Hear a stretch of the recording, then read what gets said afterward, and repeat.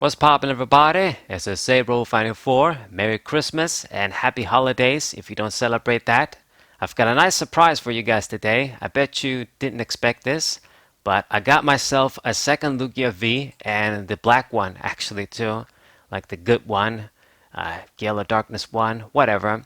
But managed to get a second Lugia V.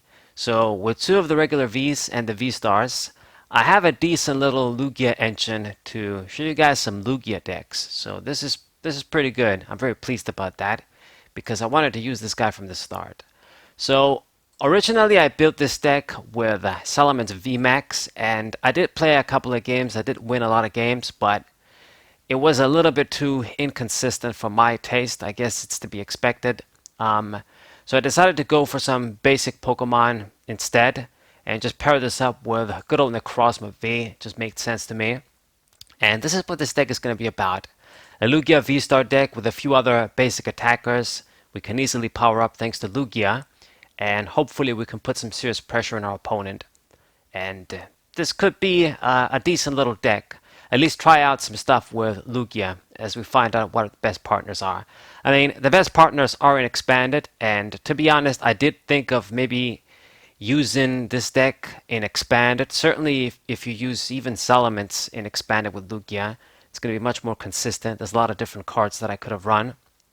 But I thought to myself, I don't want to do any more Expanded decks for a while. I gotta do some standard stuff. So this is what this deck is going to be about.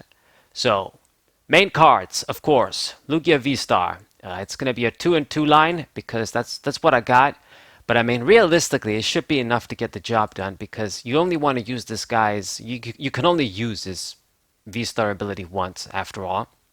And he's a decent little attacker, but he won't necessarily be the main attacker.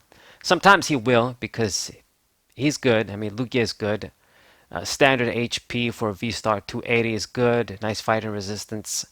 Attack is pretty nice as well. We can easily power it up thanks to archeops. But I'm using different attackers, of course. I'm gonna try and use Necrozma and double, but a 2-2 line, and you gotta run the two Lugia V's as well. It's the only option.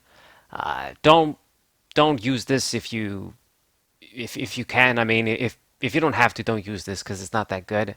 130 for 4, not very good. Same discard stadium effect, and then read the wind. I guess this can be a little draw attack to get you going in the beginning, but if you gotta do this, it's a bit too slow, and you're leaving Lugia in harm's way.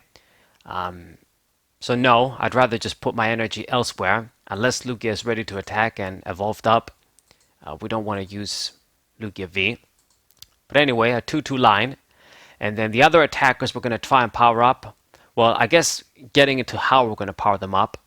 If you guys don't know, Lugia V-Star's amazing ability is that you can grab two colorless Pokemon, one or two, from your discard pile that don't have a rule box. So any normal colorless Pokemon.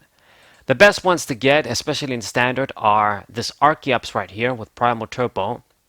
It's the method we're going to use to power up our Pokemon. You basically use Lugia's effect, grab Archeops, and then you can put two special energies from your deck to one of your Pokemon per turn. So if you get two of these out, you're getting 4 energies from the deck per turn, which is busted as all hell. So what I'm going to do is I'm going to try and get Archeops, of course. I've only have 2 of them. And we're going to try and maybe get out bibarel too. So with 2 Archeops and 2 bibarel, it's basically 4 targets. So if I'm really unlucky and even have like 2 of these guys prized, I don't suppose 3 of them are going to get prized. So we can get we'll usually be able to get max value. Now honestly, even if you get 1 Archeops from the discard pile with this guy's effect, it's still good enough, to be honest. But the aim is to get 2 Archeopses, if we can. So 2 Archeops, 2 bibarel, best targets to get, especially in the standard format. Bibarel is obviously going to be great because it's going to give us draw power as opposed to energy acceleration. And this is really handy. I'm going to talk about later why. Besides your regular draw power, there's some specific cards we're going to want to dig depending on some matchups. So this guy's good. And I do have the 2 Bidoofs as well. Just because we're going to try maybe to get this dude out the conventional way too. Like if I dump it, and I'm gonna use Lugia's VSTAR Power quickly, I'm gonna get the bibarel, and then I'm not gonna bench any B-doofs to get like a second one out because we're not gonna have the space. But I do have the B-doofs because we do need a bunch of basic Pokemon anyway. We need consistency, and it's not like what other basic Pokemon I'm gonna put in this deck. I want to have like 10 to 11 so that I don't mulligan all day. So it just makes sense to me to run a few B-doofs too. And then the other attackers, besides Lugia V-Star, Necrozma V, I guess this card is going to rotate out really soon, so might as well use it while I can. Prismatic Ray, 20 to 3 Pokemon, decent little opening attack, soften things up as we're setting up. But the important attack we want to use is Special Laser. This Pokemon has any special energies attached. This is a 220 attack. So big chunk, put some pressure. Not going to get one-hit knockouts, but the aim of this guy is not to die in one shot either. We're going to look at some cards pretty soon. So that's one of our main attackers, Necrozma V, 2 of this. And then the good old double V, always reliable, always a good revenge Pokemon. Soft Wool is going to make it hard to kill, and it's perfectly compatible with Lugia. You can put the colorless energies, like powerful colorless energies, and other special energies, easily attack, do high damage. Excellent Pokemon, always love using it. Okay. And then the other guys is just support. Crobat V for consistency. You're not going to have all the space in the world to play everything down, so if you have to put Crobat down, then that's going to be a spot you won't be able to use for something else.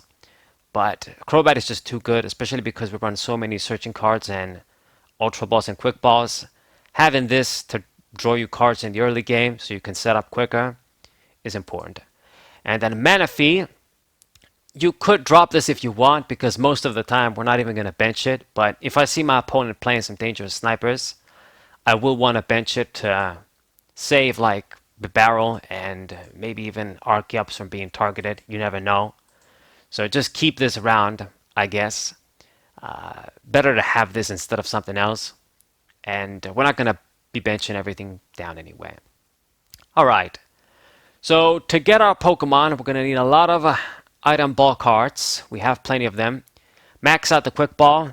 Self-explanatory. Get any basic Pokemon and it's a discard outlet. Very important. Double Ultra Ball. Get any Pokemon. Discard 2. It's a heavy-duty discard outlet, but it's going to be good enough for us to get the job done. Can get Evolution Pokemon too, with this, which is great. So excellent. And then I do the 4 Incense. This is a way for us to obviously get Lugia V-Star and bibarel, of course, to evolve, but you're also commonly going to be getting Archeops only to discard because we do have to dump these guys in the discard pile for Lugia to work. If this was expanded, then obviously all you gotta do is just use battle compressors, job done, easy, broken card. But in standard, we gotta use these types of methods. Okay. And then 1 level ball, it's basically only 3 targets, I guess, and you would rarely want to get Manaphy, but get the Bidoof, just another searching card, add card, consistency card, deck thinning card, just to get Bidoof. Maybe that'll help, maybe it's not going to matter, but if I can get a Bidoof down 1, I usually will get 1 down. Alright. And then Trekking Shoes as well. This is a straight draw card, discard outlet in a way. If we get lucky, we can just discard Archeops and then draw an additional card. So I have one of these too. Alright. And that's for the, I guess, consistency item cards.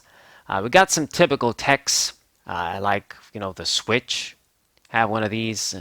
I've got the Air Balloon as well as a different switching outlet. Should be good for all of our Pokemon. Nobody has more than 2 or 3 in this deck. Okay, this guy has 3 actually, so never mind. But you're not going to want to put Air Balloon on this guy. We're going to want to put the Cape of Toughness. But before I get to that, anything else before I forget? I think we covered pretty much all of the other non-tool items. So for the tools, it's the Air Balloon, and then I run double Cape of Toughness and then the Choice Belt. Now, the Cape of Toughness, I've used this before. It's something that I like putting on basic Vs, and it makes them kind of like, it gives them the V-star range of HP, you could say. So, things like Necrozma, they're going to have to do 270 to knock them out in one shot, which is good. And then double V is going to be even tougher because of its soft wool ability too. So that's great. I also have the Stadium that's going to boost our basic Pokemon's defenses, take 20 less damage from attacks. So this is why, even though this guy is not a V-Star or a V-Max, it shouldn't matter because the aim is for him to survive a hit anyway. And instead of just basically using these spots for evolution cards and other cards that are going to be inconsistent, like when I was running Salaman's VMAX, I mean the deck did work, but I think I enjoyed this version better. Instead of using evolution pieces, we use these tools that can be useful in many other ways too, like giving us extra HP. I got the choice belt. Usually we're going to try and put this on Lugia VSTAR if I am going to go for a big one-hit knockout, or double V, with the powerful colorless energies, boosting the attack a lot. We can even get big one-hit knockouts, so that's cool. These are the tools. Stadium cards, I run 4 stadium cards. It's a bit annoying, but if you want to have an out for Duraludon VMAX, you got to run it in this way. So if this was expanded, we could have just run a few field blowers, run Path to the Peak, and we're good to go. But in standard, you have the problem of if your opponent plays Path to the Peak before you use Lugia's ability, then you can't do shit. You're going to have to use manual attachments to power up your guys, and you're going to lose.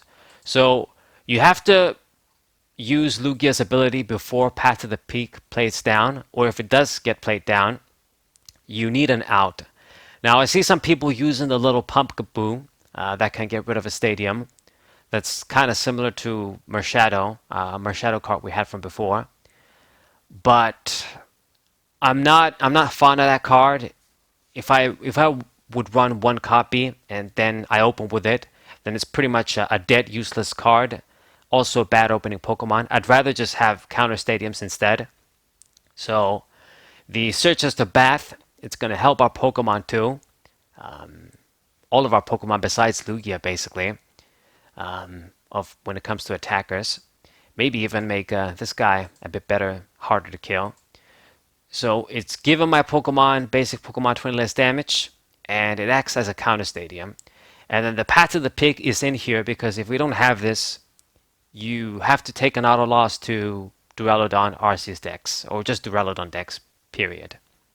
Now, in the beginning, and when I was using Salaman's VMAX, I said, fuck it, I'm not going to run Path to the Peak. I'm just going to risk it against Duraludon.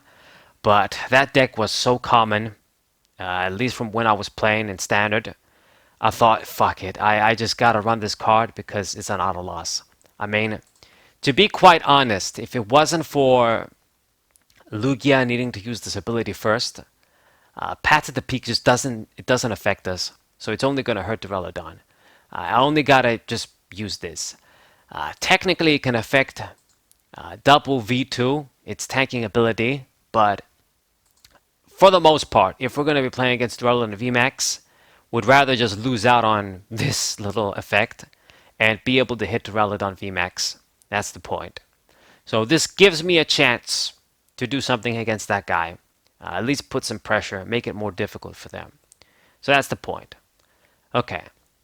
And then the last thing to talk about are the supporters and energies.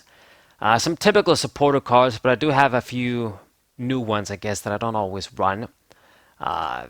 Double Professor Research, heavy duty draw card, discard outlet, just 2 as opposed to 3, because we do want to save some stuff up. We don't want to discard a few key cards.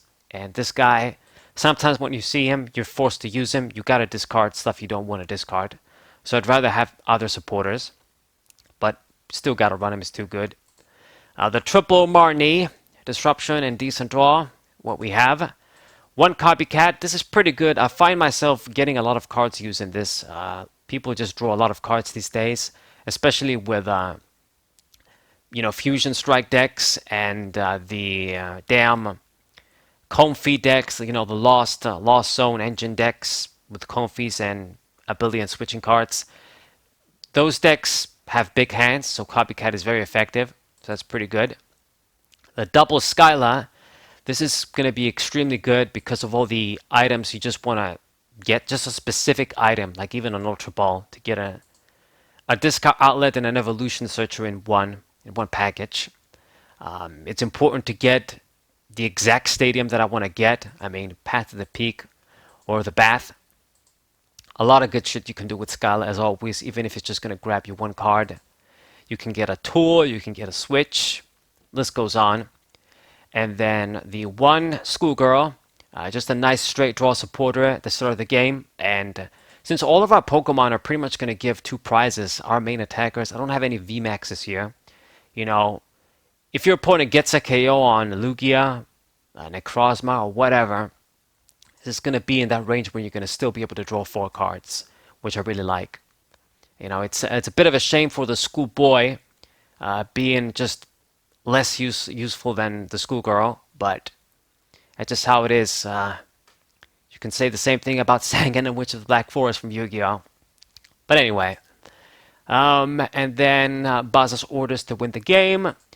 And then the last supporter is this Serena card. Now, when I reviewed this card, I wasn't very happy with it because I don't like it.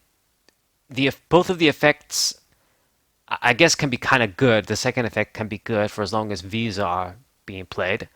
But it's not going to be good forever, the second effect, especially when EX Pokemon come out in Scarlet and Violet. And then the first effect, it's not a good draw effect. Like when I use a supporter, I look for max value. Like, for example, Schoolgirl, just straight draw 4. No bullshit. Easy condition to meet. This, you gotta discard a bunch of cards, draw until you have 5. So, it's not gonna really give you intense draw for your supporter for the turn.